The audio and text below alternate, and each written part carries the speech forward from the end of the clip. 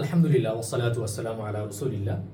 ঈদুল আযহার একটা বিশেষ বিধান হচ্ছে তাকবীরে তাশরিক পাঠ করা। তাকবীরে তাশরিক বলা হয় আল্লাহু আকবার, লা ইলাহা ইল্লাল্লাহু, আল্লাহু আকবার ওয়ালিল্লাহিল হামদ। এই তাকবীরটাকে, এই তাকবীরটা প্রতি ফরজ নামাজের পরে পড়তে হয়।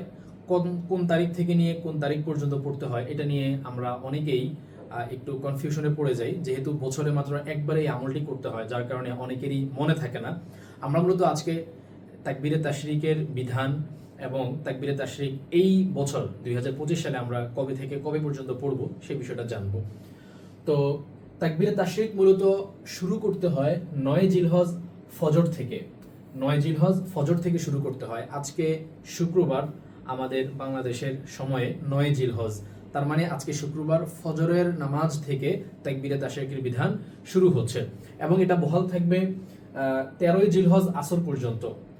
13 জিলহজ আসর পর্যন্ত এই মধ্যকার যেই ফরজ নামাজগুলো আছে, এই প্রত্যেকটা ফরজ নামাজের পরপরই নারী পুরুষ উভয়ের উপর তাকবীরে তাশরিক একবার পাঠ করাটা ওয়াজিব। তো আমরা যদি দেখি যে এবারের 2025 সালে 9 জিলহজ হচ্ছে আজকে শুক্রবার, আর 10 জিলহজ হচ্ছে শনিবার, যেটা ঈদুল আজহার দিন, আর এরপরে 11 জিলহজ রবিবার, 12 জিলহজ সোমবার এবং 13 জিলহজ হচ্ছে মঙ্গলবার। তার মানে মঙ্গলবার আসর পর্যন্ত হচ্ছে আমাদেরকে তাকবীরে তাশরিক পাঠ করতে হবে। প্রতি ফরজ নামাজের পরপর পুরুষরা উচ্চ কণ্ঠে আর মহিলারা স্বাভাবিক নিচু স্বরে এই তাকবীরটি পাঠ করবে। তো আশা করি এই বিষয়টা আপনাদের কাছে পরিষ্কার হয়েছে। আমরা তাকবীরে তাশরিক সংক্রান্ত আরো দুই একটা মাসআলা জেনে নেই।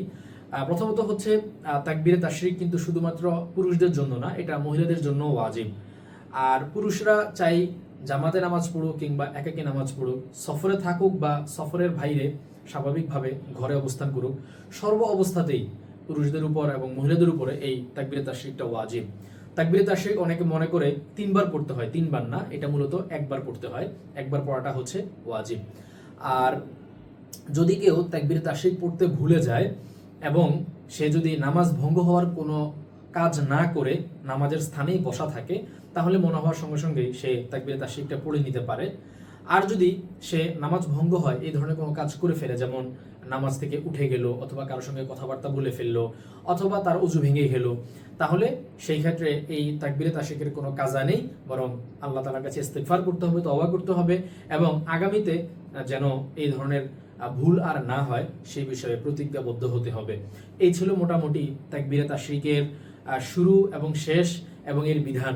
তো যেহেতু আমরা মূল বিষয়টা যদি আমরা মনে রাখি যে তাকবীরে তাশরিক কবে থেকে শুরু হবে এবং কবে শেষ হবে, আমরা দেখলাম যে 9 জিলহজ ফজর থেকে শুরু হয়ে 13 জিলহজ আসরের নামাজের সময় তাকবীরে তাশরিকের বিধানটা বহাল থাকে। তো সুতরাং এই বছর যেহেতু শুক্রবারে হচ্ছে 9 জিলহজ, সেই হিসেবে শুক্রবার থেকে নিয়ে মঙ্গলবার পর্যন্ত আমাদেরকে এটা আদায় করতে হবে। পরবর্তী বছরে দিন পরিবর্তন হয়ে যাবে, এটাই স্বাভাবিক। হয়তো পরবর্তী বছর আমরা উদাহরণস্বরূপ যদি ধরে নেই যে শনিবার দিন ছিল 9 জিলহজ, তাহলে 9 জিলহজ থেকে নিয়ে শনি, রবি, সোম, মঙ্গল, বুধ, বুধবার আসর পর্যন্ত আমাদেরকে তাকবীরে তাশরিক পাঠ করতে হবে। তো আমরা যারা পুরুষরা আছে তারা চেষ্টা করব ঘরের মহিলারা যারা আছে তাদেরকে স্মরণ করিয়ে দিতে।